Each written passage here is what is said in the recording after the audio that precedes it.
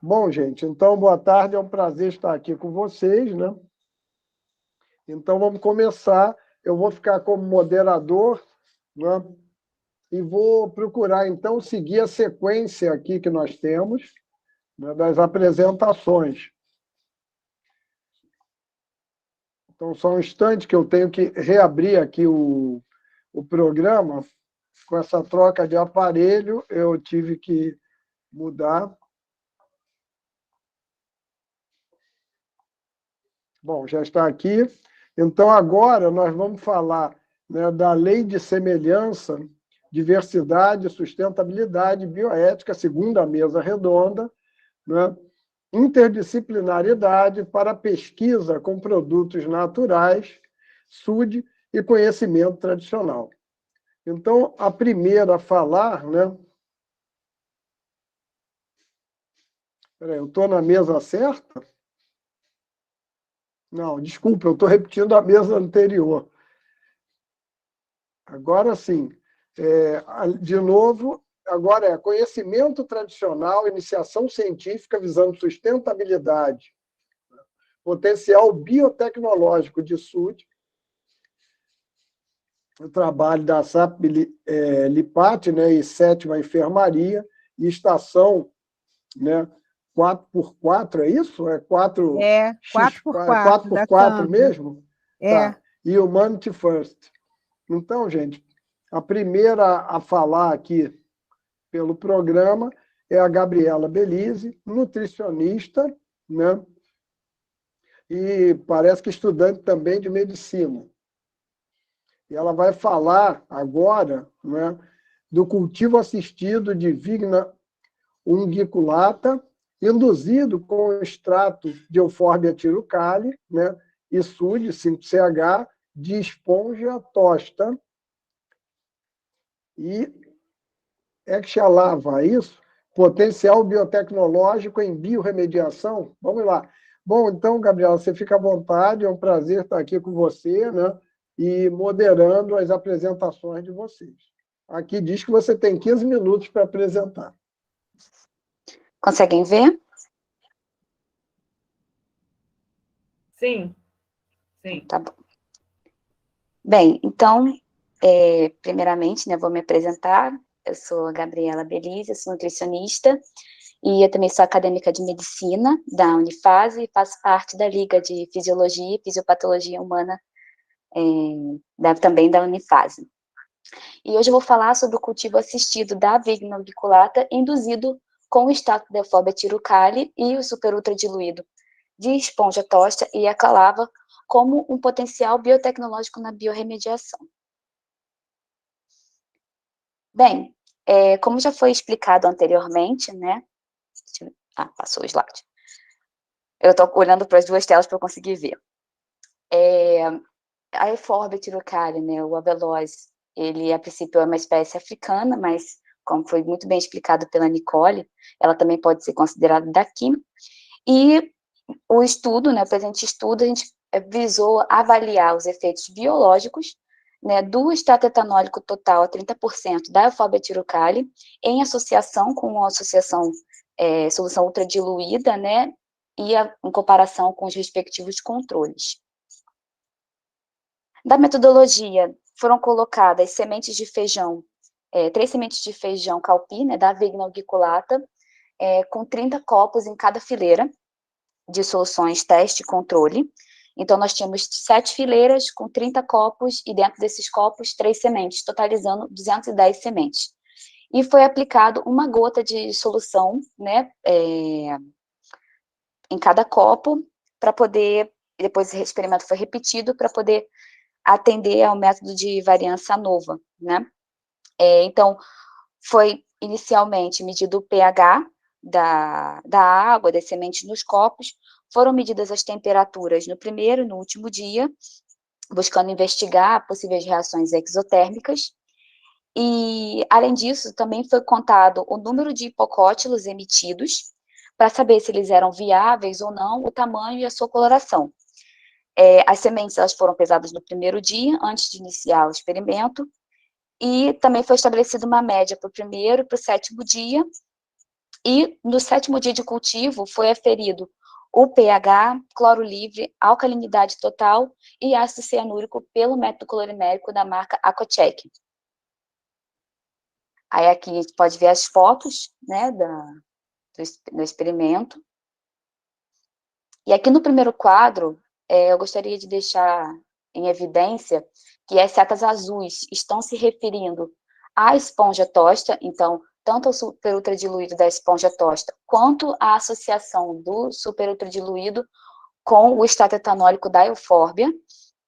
E nas setas em vermelho, nós temos falando sobre a eclalava, então, superultradiluído da eclalava e também a associação do superultradiluído com a eufórbia.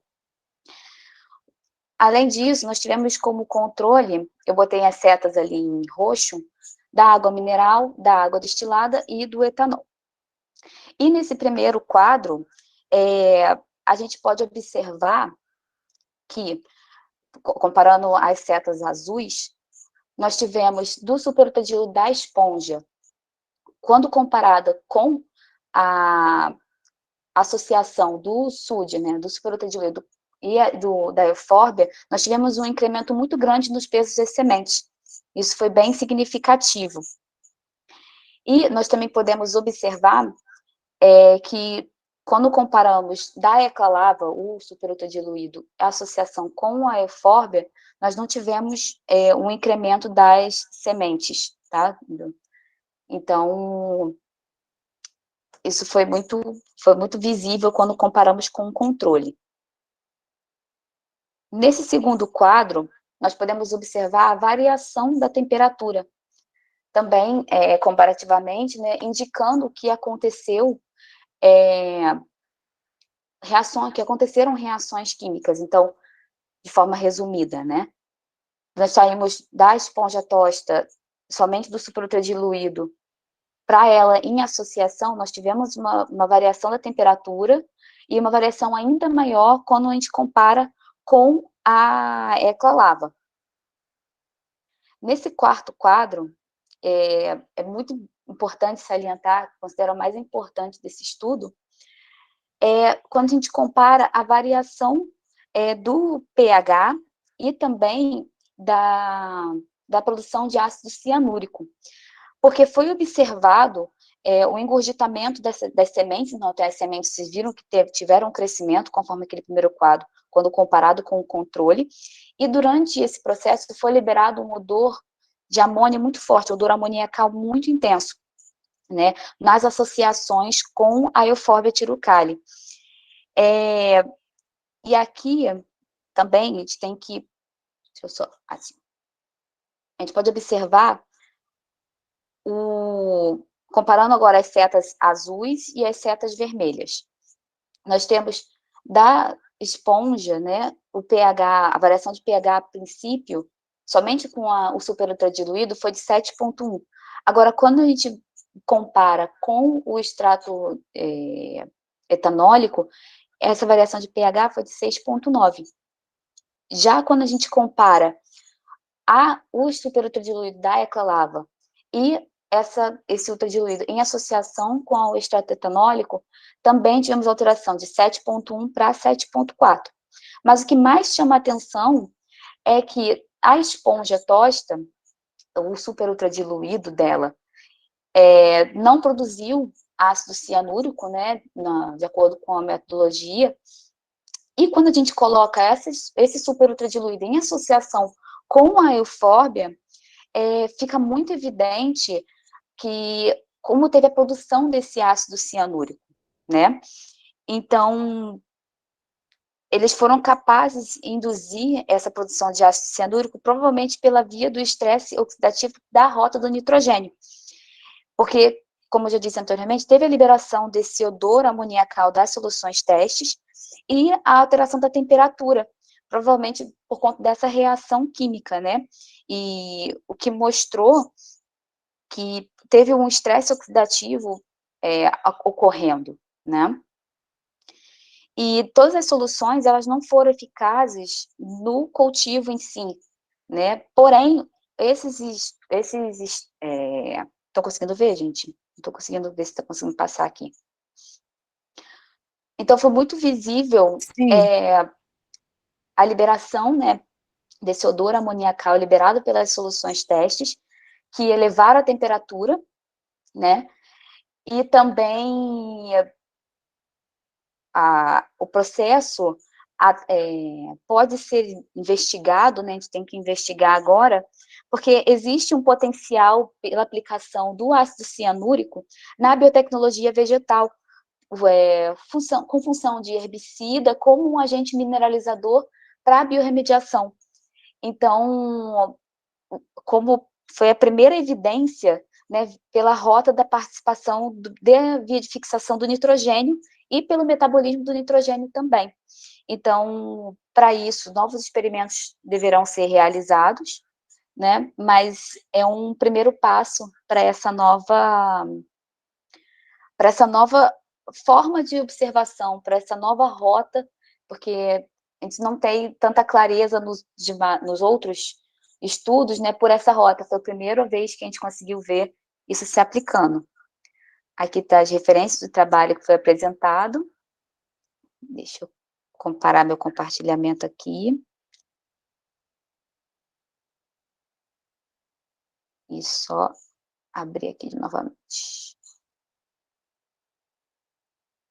Pronto.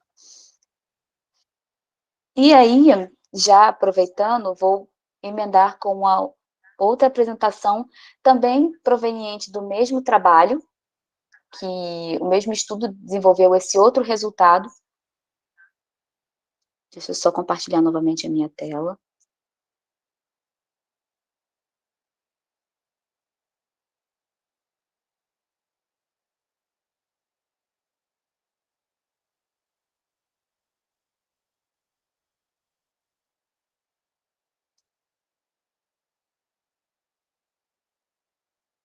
Estão conseguindo ver?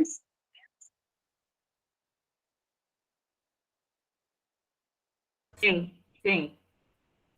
Bem, e agora a gente vai falar sobre o cultivo assistido da vignoideculata induzido com o extrato da Euphorbia tirucale e do ultradiluído de sulfur, né, como um potencial biotecnológico da biorremediação. Então, esse estudo analisou os efeitos biológicos, né, do extrato etanólico a 30% e da solução ultradiluída, com o objetivo de discutir as evidências de estresse oxidativo gerado a partir da produção química da Euphorbia tirucale sobre a germinação das sementes, através de análise dos fatores abióticos. Então, a mesma metodologia aplicada na apresentação anterior, ela foi aplicada nesse caso também. Bem, aqui eu deixei em evidência o controle nas cores em azul, nas setas em azul, e os nossos experimentos em verde, tá? Então, o que a gente pode observar aqui? Quando a gente fala do superultradiluído de enxofre, né, do sulfur, a gente observa, quando comparativamente ao grupo controle, um incremento muito grande no peso da semente. Então, você pode observar que dos grupos controle a gente tem 0,38 de média do peso dessas sementes, enquanto que no superultradiluído e na associação do superultradiluído com o extrato etanólico, 1,8. Isso é uma variação de peso significativa que aconteceu, né, um resultado muito interessante.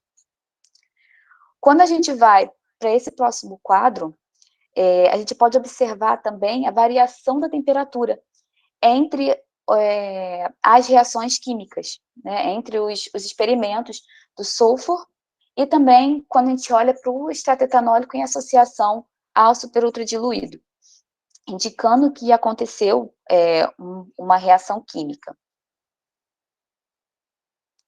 Nesse outro quadro aqui, a gente fica claro, em evidência, a diferença do superultradiluído do sulfur, quando a gente compara o pH, principalmente nos grupos controle da água da água, né, mineral e da água destilada. E também quando nós comparamos o super ultradiluído de sulfur em associação com o extrato etanólico, que nós tivemos também uma variação de pH significativa, principalmente em associação com o extrato etanólico, nós tivemos uma alcalinização desse meio. É possível observar ali na segunda aferição do pH, um pH de 8,4, enquanto inicialmente o pH estava em 7. Então, isso é muito significativo. E não teve alterações representativas quando a gente compara, por exemplo, a produção do ácido cianúrico. Então, de forma resumida, é possível observar o incremento dos pesos das sementes com relação ao controle, né, quando se compara o super ultradiluído, e inibitório também com relação aos hipocótilos do controle, tanto do etanol quanto da água mineral. Digno de nota foi exatamente a variação do pH, a alcalinização provocada e o baixo teor do ácido cianúrico. Então, teve um ganho de peso, comparativamente, lembrando, com os controles, e emissão dos hipocótilos, que eu acabei não demonstrando. Vou voltar aqui novamente, para poder mostrar, quando você... Aqui, nesse quadro, nós temos, eu esqueci de passar, então voltei para mostrar novamente, o número de hipocótilos emitido, quando a gente tem o super ultradiluído de sulfur apenas, e a associação dele com o extrato etanólico da eufórbia. Então, nós podemos observar que, inicialmente, nós temos cinco hipocótilos, né, que foram brotados, né, que germinaram, e quando a gente faz associação com esse extrato etanólico, a gente pode observar a emissão de 15 hipocótilos. Então, foi uma diferença, assim, 3 vezes maior quando foi feita a associação do super ultradiluído com o extrato etanólico. Então, é possível observar que o papel protetor exatamente da combinação do extrato etanólico com o super ultradiluído do enxofre. E isso aconteceu muito provavelmente pela via da superóxido de mutase. E o enxofre, ele participou, de caso diretamente, como um elemento do estresse oxidativo e favorecedor das respostas metabólicas e redutoras de toxicidade. Então, foi um resultado assim, muito, muito impressionante e um resultado muito motivador, né, para que sejam feitos novos experimentos para melhor observação dessa via. Deixa eu interromper meu compartilhamento aqui.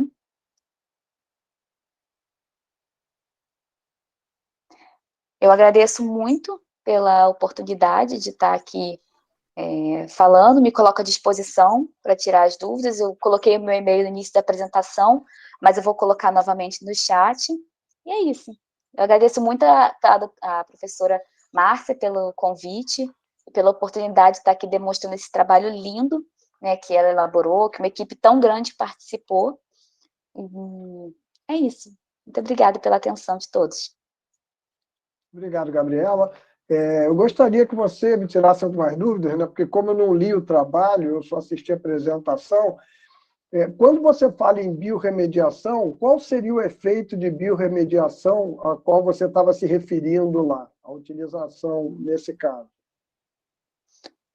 Seria, no caso, a biorremediação dos solos mesmo.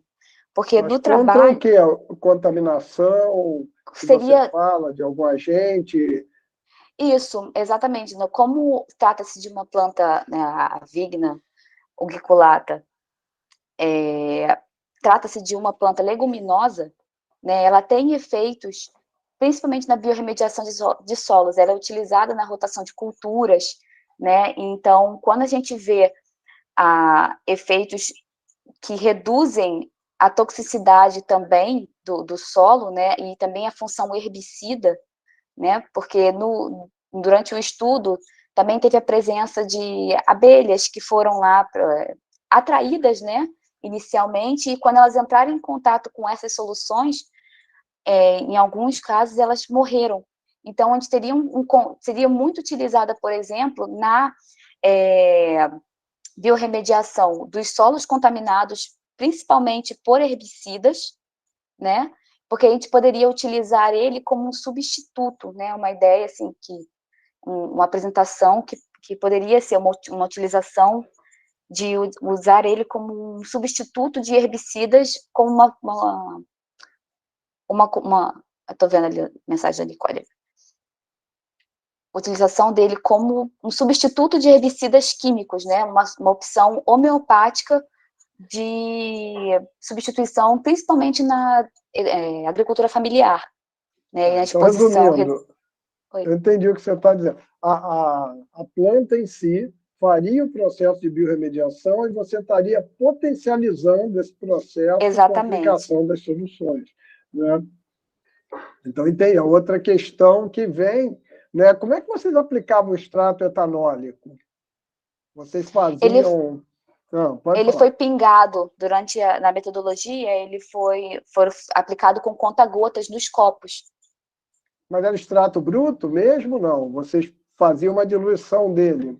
Ou não? Isso, foi diluído, sim. Deixa eu só localizar. Você está perguntando, Celso, do Aveloz? Ele foi o extrato bruto. Bruto, etanol. O Aveloz. Em dose hermética. E as soluções ultradiluídas, compradas na farmácia homeopática, e também os seus controles. E aí a gente pingou da mesma forma. Isso. Aí, dependendo do experimento, trabalhou direto com gota, nós trabalhamos direto com gota, ou então, quando a gente estava com a micropipeta à mão, aí a gente trabalhava em microlitros. Então, você botava, então, com etanol e tudo junto. Sim, e por isso nós fizemos os controles de etanol. Com etanol, né? Com certeza. Mas que eu imaginei que fosse isso, mas queria confirmar. Que você podia ter, de algum modo, também diluído ali, né? E diluído o próprio etanol do controle. Não, tem que ter água mineral, água destilada, etanol a 30%, etanol 30% ultra diluído. Isso. Tá? Porque a homeopatia tem que ter vários controles, né? Sim. Aí vem uma pergunta de advogado do diabo. A aplicação disso, né, em campo, por exemplo, não poderia também, né, da mesma forma que um defensivo químico pode ter efeito sobre os trabalhadores e pessoas que estejam próximas da região, não pode fazer uma patogenesia homeopática também, do mesmo modo, né, tanto em animais quanto em seres humanos que participem de atividades na região? Para isso seria necessário, como foi deixado em evidência, mais estudos, né, principalmente voltado para a relação mesmo com os seres humanos e com os animais da região, para não afetar a fauna local.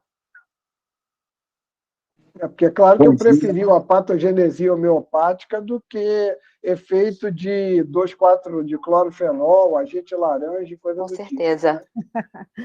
Só para colocar essa questão.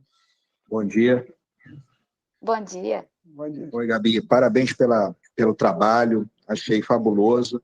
E eu queria perguntar, quando você fala ultradiluído, ele só está ultradiluído ou ele está dinamizado também? E se for o caso de estar dinamizado, quer dizer, sucussionado, né? Por que está usando o termo ultradiluído? Ele está somente no ultradiluído. Dá licença, o extrato do Aveloz está só diluído, e os outros estão diluídos e dinamizados. Tá? É porque ela até tem o hábito de falar ultradiluição, né? Mas é por causa da tradução que vem do inglês, entendeu? Só por isso. Eu pontuo isso porque assim, uma das principais críticas à homeopatia é a questão, quer dizer, as pessoas atacam a diluição, né? A ultradiluição em nós homeopatas, né? Mas, na verdade, não é só uma ultradiluição, uma diluição e uma dinamização. E aí eu fiquei confuso, embora em ultradiluições iniciais a coisa também funcione. Por isso que eu queria que fosse pontuada essa questão e comentada. Agradeço demais. Foi exatamente isso. Eu que agradeço. Bom, obrigado, Gabriela. Se ninguém tiver mais perguntas, pode dar continuidade. Eu que agradeço pela oportunidade. Uma excelente apresentações, né, para esse dia maravilhoso aí que a gente está passando juntos. Muito obrigada. Bom, então, dando sequência aqui, né, a próxima a falar agora é a Naema Wazin, né, formada em farmácia pela UESA e membro da Humanity First. E ela vai falar aqui para a gente também sobre um projeto de fitorremediação com soluções diluídas de plantas pelo método decimal de Hahnemann. Naema, fica à vontade para falar, tá certo? Uma boa apresentação para você. Muito obrigada. Bom dia a todos. Estão conseguindo ouvir? Estão ouvindo? Olha, está um pouco baixo. A gente escuta, mas está um pouquinho baixo. Melhorou? Melhorou. Certo. Vou compartilhar a tela.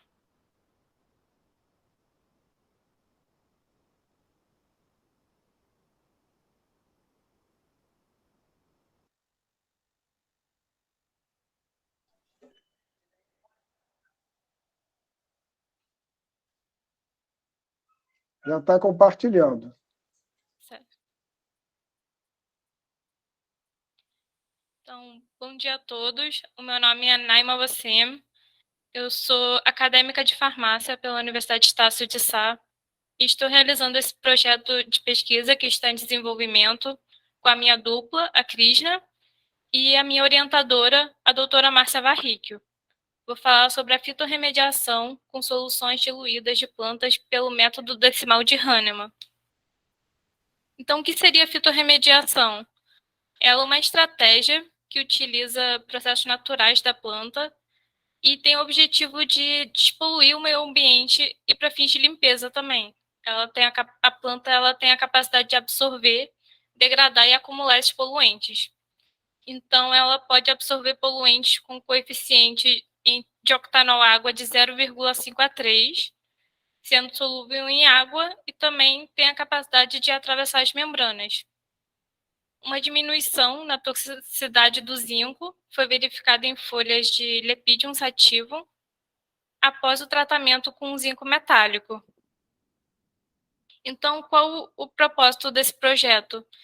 É investigar o potencial biotecnológico de soluções diluídas pelo método hahnemanniano para a redução desses poluentes da água.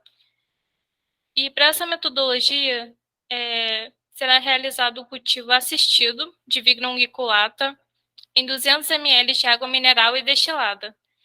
Então, vão ser enfileirados 10 potes com 4 sementes cada, administrados em outros potes-linha separadamente 20 microlitros da tintura matriz, da solução ultradiluída 5DH, 10DH e 15DH, dos medicamentos de Euphorbia resinífera, Ledum palustre, Astragalus, juntamente também com os controles preparados pelo método de Hahnemann. Aqui tem uma foto. Experimento. O cloro ele vai funcionar tanto como controle como solução teste. A curva de ação e tempo ela vai ser verificada nas diluições de Vignon unguiculata no primeiro, terceiro e último dia de cultivo. E alguns parâmetros vão ser observados, como pH, o cloro livre, a alcalinidade total, cor, turbidez e presença do ácido cianúrico. Isso vai ser medido pelo método calorimétrico e temperatura por um termômetro infravermelho Bmax. E a germinação do feijão caupi, ela vai ser analisada pela tecnologia do ANOVA. Então, o que a gente espera como resultado? Em contaminação da água com cloro, seria observado a presença de precipitação. E no caso de fitorremediação, não haveria precipitação nos potes com água contaminada exposta ao quelante, seria o cloro. Isso induziria a um possível efeito exonerativo das soluções ultradiluídas. Então, dessa forma, as ultradiluições de fitoterápicos, elas se mostram como resoluções promissoras à recuperação do meio ambiente. Essas são as referências que a gente utilizou. E agradeço pela oportunidade, pelo convite pela doutora Márcia, e é uma honra estar aqui, aprendendo bastante. Obrigado, Naema. Também mais um trabalho interessante, né, na mesma linha do trabalho anterior. Agora, uma dúvida, você chamou o cloro de quelante, por que o cloro tem essa atuação como quelante? Isso eu não sabia. Isso, ele vai ser usado como quelante para ver se haveria precipitação ou não da solução, do experimento. Foi só um controle, né, que você fez também, mais um, né? Isso. E, assim, em termos de biorremediação, o que você percebeu, principalmente, em termos de potencial? Então, esse é um experimento que a gente vai realizar ainda, mas a gente pretende seguir essa metodologia e dos pods observar o efeito da fitorremediação, se apresentaria como uma solução propícia para a descontaminação das águas e do meio ambiente.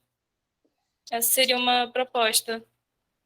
Certo. A gente ainda não conseguiu realizar a parte experimental por causa da pandemia, por causa de algumas soluções que a gente não conseguiu obter, mas é essa a proposta do nosso trabalho, verificar essa questão do experimento.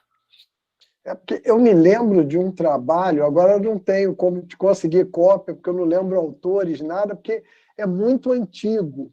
Eu acredito que ele seja dos anos 80, por aí, no século passado, né, em que fizeram justamente o tratamento, intoxicando plantas com cobre, no caso, né, utilizando, agora eu não me lembro qual era o sal de cobre, e eles fizeram a descontaminação por homeopatia e tiveram um resultado muito bom, né? E aí você falou, no caso, por exemplo, de contaminação por zinco, tudo isso, eu me lembrei desse trabalho, né?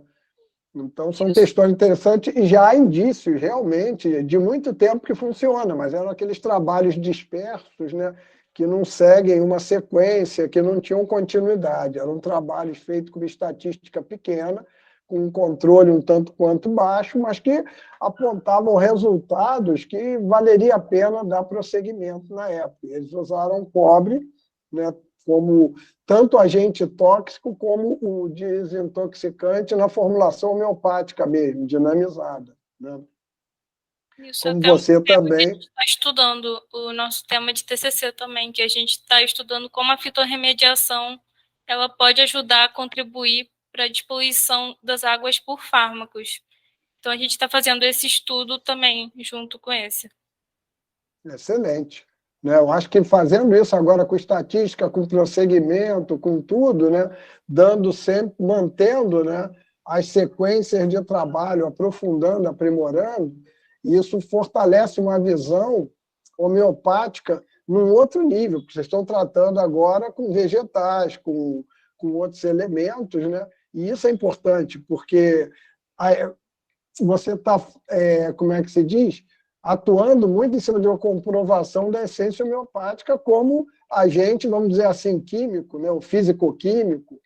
E aí você dá um outro nível de, digamos assim, de colocação, não só uma questão clínica, que pode ter múltiplas interpretações. Ao trabalhar dessa forma com planta, a gente começa a cair muito mais numa questão físico-química, ou próxima disso, né? Excelente apresentação, obrigado. Muito obrigada. Se mais alguém quiser fazer alguma pergunta, alguma colocação, então nós vamos dar prosseguimento agora, né?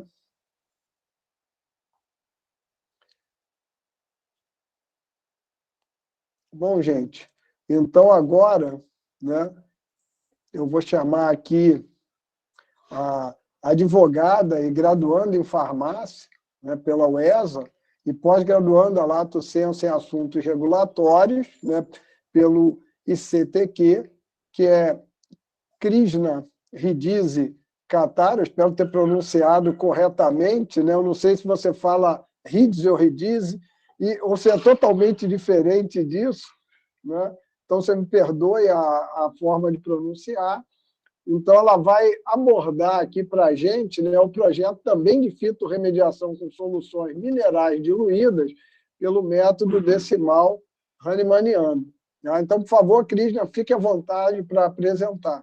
Tá certo? Obrigado. Olá, o nome é Ridzi. Ridzi, né? Tá ótimo. Isso. Então, boa tarde. Eu queria agradecer a oportunidade de estar participando desse trabalho lindo que está sendo apresentado. É uma oportunidade assim, de muito aprendizado para a gente, né, que está estudando. E queria agradecer a professora Márcia, agradecer a Naima também por ter me apresentado a professora Márcia. Na verdade, eu queria falar um pouquinho assim, dessa história. Eu conheci a Naima na faculdade, né? Eu sou formada em Direito e agora resolvi fazer faculdade de Farmácia e conheci a Naima. Então, a gente fez uma iniciação científica juntas, trabalhando num projeto da Farmácia Solidária, da Faculdade Estácio de Sá, aqui de Petrópolis, e nessa iniciação científica, a gente estudou a contaminação das águas por fármacos, né? Então, a gente fez um estudo de revisão, e a partir daí, a gente entendeu que seria interessante a gente desenvolver o nosso TCC em cima desse tema. E aí, conversando, né, sobre isso, as ideias foram surgindo e nós, pesquisando, a Naima me apresentou a professora Márcia para ser nossa orientadora no desenvolvimento desse trabalho de conclusão de curso, e a gente estudando, discutindo com a professora Márcia, então chegou a ideia da gente fazer um trabalho de conclusão de curso no que se refere a pântanos construídos para remediar as águas contaminadas. E a partir daí surgiu também a ideia, e agora eu vou apresentar o meu projeto, que é muito parecido com a Naima, só que usando as soluções de minerais. Então, deixa eu só colocar aqui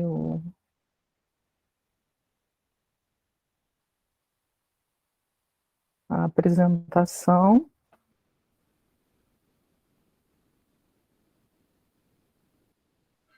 Já estamos visualizando a apresentação. Ah, que bom. Então, essa apresentação é sobre fitorremediação. Na verdade, é um projeto, a gente ainda não iniciou a pesquisa. É um projeto que a gente pretende verificar se a ideia vai funcionar, né, de fitorremediação com soluções minerais diluídas pelo método decimal hahnemanniano.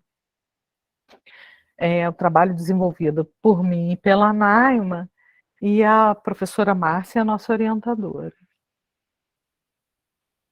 Então, o que a gente pensou, né? O que é a fitorremediação? Então, a fitorremediação seria a disposição ambiental através das plantas. E aí, ela pode ser empregada para poluentes orgânicos e inorgânicos, no solo, na água e no ar. E como a planta pode contribuir com a disposição no meio ambiente? E aí elas podem acumular os poluentes nas raízes, a gente vê a fitoestabilização, né? Porque ela retira os poluentes da água e aqueles poluentes ficariam presos ali nas raízes. E aí, para chegar um tempo que isso fica acumulado e chega a um limite de acúmulo ali nas raízes das plantas, então essa planta teria que ser extraída, e hoje em dia já existem alguns estudos que usam essa biomassa para produção de energia,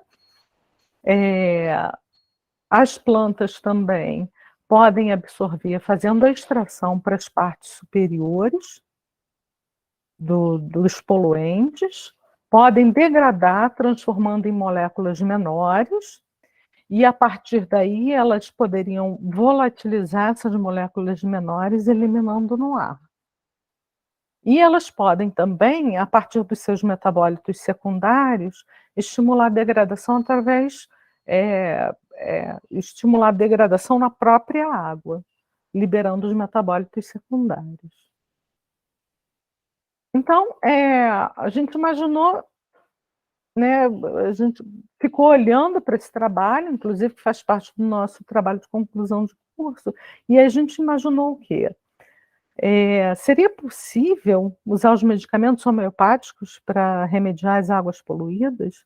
Então, a gente começou a olhar na literatura, né, e a gente encontrou um trabalho de Bonato que exemplifica a Nus vomica como medicamento para desintoxicar e remediar as plantas em águas e solos. E aí a gente pensou em desenvolver também um trabalho, né? Então, a gente vai cultivar a V. unguiculata em 200 ml, pote em triplicata, N igual a 40, serão administrados separadamente 20 microlitros de tintura matriz SUD 5-DH, 10-DH, 15-DH, de selênio, zinco, enxofre e natro muriático, e os respectivos controles preparados pelo método hahnemanniano. Aí eu queria deixar claro, a gente coloca o SUD, como o professor perguntou, isso é uma tradução, né, são soluções ultradiluídas, mas são dinamizadas, sim, elas são diluídas e succionadas. Então, o cloro ele vai ser adicionado como controle, mas também como solução teste. E como surgiu a ideia do cloro ser como solução teste, né? Eu vou falar lá nos resultados, mas a ideia é da quelação mesmo. E eu pesquisando sobre isso, eu imaginei que, como a gente usa cloro na piscina para quelar os possíveis metais, e esses metais sedimentam, caso exista ainda metal na água, esse metal vai sedimentar, né? Então, eu vou falar isso nos resultados. Então, como que a gente pretende aferir? A curvação tempo será verificada nas diluições de V. unguiculata no primeiro, no terceiro e no sétimo dia de cultivo. pH, cloro livre, alcalinidade total, cor, turbidez, presença de ácido cianúrico serão medidos pelo método colorimétrico e a temperatura por um termômetro infravermelho Bmax. A morfologia e a germinação do feijão calqui serão analisados por ANOVA. E aí, o que a gente queria obter nos resultados, né? Aquilo que eu estava explicando. Se houver remediação, não vai haver precipitação em potes com água contaminada exposta ao quelante, pois aí ocorreria os efeitos de redução exonerativos. Então, qual é a ideia? Adicionando cloro, se houver precipitação, é porque não houve a fitorremediação. Se não houver a precipitação, é porque houve a fitorremediação. E essa ideia foi tirada justamente da adição de cloro na água da piscina, quelando os metais ali existentes e tendo a precipitação para aspiração. E aí as nossas referências. E eu gostaria muito de agradecer a oportunidade de ter participado aqui do evento. Bom, obrigado. Obrigado, Cris, mais uma vez, né? Essa linha de fitorremediação, eu considero bastante interessante aí o que vocês estão propondo, né? E eu me lembro que essa é minha entrevista para o mestrado nos anos 80 do século passado, E a primeira pergunta que uma pessoa que até hoje é muito importante aí no meio me fez foi: vocês da área de física têm uma tendência a acreditar em homeopatia e essas coisas. Então, já havia, né, desde aquela época, assim, uma implicância. Olha só, eu estava fazendo uma entrevista para o mestrado, meu projeto não tinha nada a ver com homeopatia, meu passado não tinha nada a ver com homeopatia, salvo as medicações que eu já tinha tomado desde criança. E a pergunta foi essa, né? Eu não disse nem que sim, nem que não, só falei que ciência não era uma questão de acreditar ou não acreditar, uma questão de se demonstrar, né, e se constatar. Então, é importante que a gente caminhe por esse campo, né, porque aquela tal coisa, por mais que se faça isso na parte clínica, sempre surgem críticas e colocações e obstáculos para aceitar um resultado clínico de homeopatia, né? A partir do momento que você começa a trabalhar em outros níveis e o resultado aparece, qualquer ação que poderia ser até de preconceito mesmo fica muito reduzida. Por quê? Porque um agrônomo ele vai ver se funciona ou não, ele não está preocupado em dizer isso aqui não pode funcionar por isso ou aquilo, ele não está preocupado com Hahnemann, ele não está preocupado com Paracelso, ele não está preocupado com nada disso, né? Então, quando você trabalha com outros componentes, e o que mais reforça, né, uma evidência científica é quando ela é interdisciplinarmente comprovada em diferentes setores, né? Então, quando, por exemplo, a idade do planeta Terra é constatada numa faixa de anos, lá de bilhões de anos, pela geologia, né, e outras ciências diferentes vão corroborando aquilo por diferentes caminhos, né, o que acontece? Você tem um reforço sempre naquela ideia, né? Várias medidas, várias ações diferentes. Então, uma questão bastante interessante, né, sair simplesmente da questão clínica e a gente começar a ver esses trabalhos acontecendo em outro nível, né? Uma coisa interessante, o Alexandre Vasconcelos vai estar, depois do intervalo à tarde, né, ele vai participar, que a Márcia chamou, e uma vez ele me contou, eu não vi esse trabalho, mas a gente pode cobrar dele ou perguntar a ele, que o Dr. Otto Gottlieb, ele quase foi prêmio Nobel, foi indicado mais 2 vezes, né, pelo trabalho dele de quimiosistemática, ou seja, fazer toda uma classificação de plantas, não pela morfologia, mas pela química. E ele fez um trabalho com uma etnia indígena, que eu não me lembro qual é, mas o Alexandre vai lembrar. E ele viu que a classificação que eles faziam, né, os indígenas daquela etnia, tinha uma relação muito próxima da quimiosistemática, totalmente diferente da botânica morfológica. Ou seja, eu não sei como eles, os pajés, ou seja lá quem for da etnia, que organizou agrupando plantas por características. Mas eles estavam batendo com a química de maneira que essa correlação não estava sendo feita com a botânica clássica, que se baseia em morfologia externa da planta, né? Então, a classificação deles, eu não me lembro, eu tenho certeza que o Alexandre vai lembrar qual é a etnia. Batia muito mais com a quimiosistemática. Agora, como eles chegaram lá? Não sei, né? Agora, vamos dizer que não, foi coincidência, foi isso? Tem alguma maneira que eles classificaram as espécies botânicas, né? Como? Essa questão aí, né, são questões que merecem estudo. Você não pode jogar isso para o campo da superstição. O resultado existe e a gente precisa trabalhar com essas questões. E eu acho que é excelente agora que vocês estejam trabalhando homeopatia sobre vegetais, sobre micro-organismos diretamente, sobre o que for, né? E gerando uma outra discussão num outro ambiente acadêmico, né, diferente do ambiente onde a homeopatia surge e vem sendo discutida, ou rejeitada, ou aceita há séculos. Então, nós vamos cair agora num ambiente novo, num ambiente de outras ciências, e aí a questão fica muito mais interessante nessa colocação, né? Então, gostei bastante de ver esse tipo de coisa acontecendo, porque desde o primeiro trabalho, que eu não me lembro qual foi a espécie vegetal, mas eu acho que foi ervilha, em que eles envenenaram a planta com cobre, né? E depois trataram com homeopatia e desintoxicavam o efeito do cobre, que eles mesmos tinham tratado antes, né? Então, são coisas que acontecem. Outra questão interessante são as defesas vegetais, né? Que são defesas químicas. Então, haviam trabalhos em que eles agrediam a planta, né? Colocavam um patógeno nela para medir o nível de reação química. Eles conseguiram até fazer uma vacina, que eles tratavam com patógeno numa carga menor, né? E depois, quando vinham com uma carga mais alta, a planta estava resistente, porque ela já tinha feito a pré-defesa química dela, do que seria o equivalente, né, nas nossas defesas imunológicas.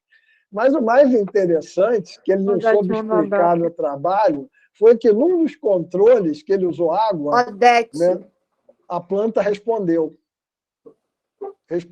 com a defesa química, que ele fazia pequenas lesões e aspergia o patógeno em diferentes concentrações. Então, quando ele fazia uma aspersão fraca, depois a planta estava resistente a uma aspersão mais forte. E ele viu que, quando ele aspergiu água, ele causou também uma reação de defesa química da planta. De nada. Né? Então, é bem complicado de explicar isso. Ele não explicou, mas achou que podia ter induzido algum estresse e causou aquilo por outra via. Então, são questões que eu acho muito interessantes que a gente está vendo aqui. Espero que o trabalho aprofunde. Tenho certeza que vocês vão ter bons resultados com isso. Parabéns pelo trabalho, pela proposta, né, e pelo aprofundamento que vocês estão fazendo. Fiquem à vontade, por favor, para falar. Obrigada, professor. A gente está desenvolvendo esse trabalho também com muita satisfação, principalmente porque a gente entende que a gente pode contribuir para o meio ambiente também, né? Que é uma questão muito grave atualmente e de difícil solução, principalmente aqui no Brasil, que o saneamento básico é tão precário, né? Então, que a gente consiga, estudando e pesquisando, tentar algumas soluções eficientes e baratas, né, e possíveis. E aí eu gostaria muito de agradecer a participação e a professora Márcia também. E é isso. Obrigada. Obrigado a você, Cristina. Márcia, quer falar? Gostaria. Primeiro, assim, não tem como não ficar orgulhosa de ver esse pessoal olhando a homeopatia já de uma outra forma, né? As soluções ultradiluídas, né? Mesmo que não seja um remédio homeopático, porque não passou por uma patogenesia, mas trabalhando com as soluções ultradiluídas e dinamizadas. Agora você veja, Celso, esses experimentos todos, eles são decorrentes daquela observação da luz e da homeopatia, que eu não pude chamar a parte homeopática ali de experimento, mas de uma observação, como é que a filosofia homeopática pode nos ajudar, nos embasar para experimentos em todos os níveis, no nível humano, animal, e como a minha formação é em biotecnologia, tendo sido sua aluna do Ricardo, da Carla Landino, na época do doutorado, mas, assim, até estava conversando outro dia com o Ricardo, como é que quando uma orientação metodológica ela é consistente, como é que ela rende, como é que ela dura, surgem novas perguntas a partir dos resultados. E aí vem Gabi, nutricionista, ajudando, né? Lembra que a minha defesa de qualificação do doutorado foi já, em 2007, foi com o feijão calpi, com a Vigna unguiculata e homeopatia, né? E vem a Gabi participando disso, juntando seus conhecimentos de fitoterapia enquanto nutricionista, né? Então, ela tem uma percepção nisso. Então, a gente começando a montar esses experimentos fora de laboratório, ou seja, trabalhando com N variantes, precisando controlar, é uma coisa mais difícil, né? E agora, em Naima Al-Wazin está há uns 4 anos conosco, fazendo trabalho, e aí veio essa... Veja como a sociedade está aberta, né? Porque trabalhando com ela trabalhou com feijão calpi,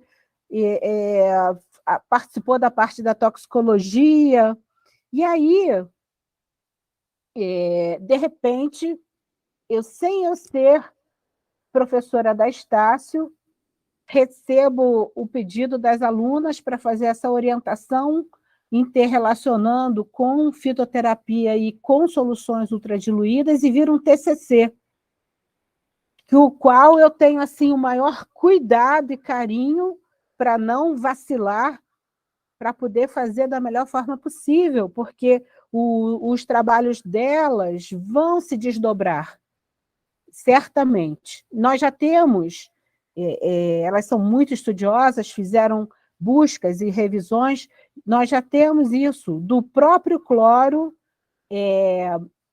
quando dinamizado, reduzindo a toxicidade, reduzindo a precipitação e tudo mais. Então, por isso, a gente não vai repetir com o próprio cloro dinamizado, a gente já vai partir para outras coisas.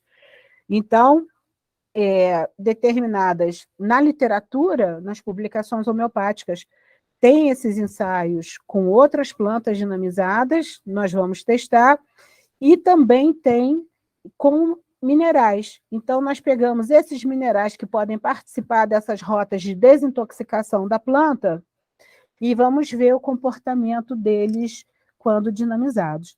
Então, assim, elas trouxeram uma questão muito séria do estudo delas sobre a contaminação das águas com restos de medicamentos que em níveis altos, né? Já tem trabalhos, teses, monografias, e como uma derivação veio essa questão da tentativa através da solução homeopática. Se a gente conseguir algum resultado com isso, o próximo passo, então, depois de discutir essas condições, seria testar com água contaminada com medicamentos, né? Fazendo no nosso ambiente, né, com os copinhos de água, tudo mais, para depois poder, e análise estatística, naturalmente, para depois poder dar um passo com maior consistência. Mas, assim, já está virando, estão até aceitando professores de fora para fazer esse tipo de investigação. É isso que me chama a atenção, né? Uma coisa que quebrou, Márcio, o paradigma das patentes, já tem alguns anos, por exemplo, foi a própria nanotecnologia. Por quê? Porque a gente não considerava, né, uma atividade inventiva você mudar o tamanho de uma invenção. Então, se você tem um ventilador patenteado, alguém fazer um ventilador pequenininho para carregar no bolso, ou fazer um ventilador enorme para ventar mais, não trazia nenhum ato inventivo novo. Mas a nanotecnologia quebrou esse paradigma com efeito inesperado. Ou seja, quando você trabalha em escala nano, uma coisa muda a atividade completamente, né? Então, você vê como é que a gente pode explicar uma coisa dessa. Agora está começando a explicar, porque agora a gente consegue fazer nanotecnologia, chegar até lá, né? Reduzindo o tamanho dos materiais, não só reduzindo o tamanho, como também conseguindo fazer com que esse material se mantenha em solução, ou pelo menos em suspensão. E até a cor do líquido, tudo muda, né? E são efeitos fantásticos que acontecem o tempo todo. Então, o ambiente de propriedade industrial e de exame de patentes, por exemplo, teve que começar a mudar a visão com a entrada da nanotecnologia. Porque uma substância que poderia ser neutra ou ter um tipo de efeito, se você botar em escala nano, ela pode virar um veneno potente ou pode até potencializar muito uma ação farmacêutica, mudando radicalmente o efeito do que seria a mesma coisa, só mudando a escala. Então, fica complicado, né, a gente não pensar em outras implicações e consequências disso.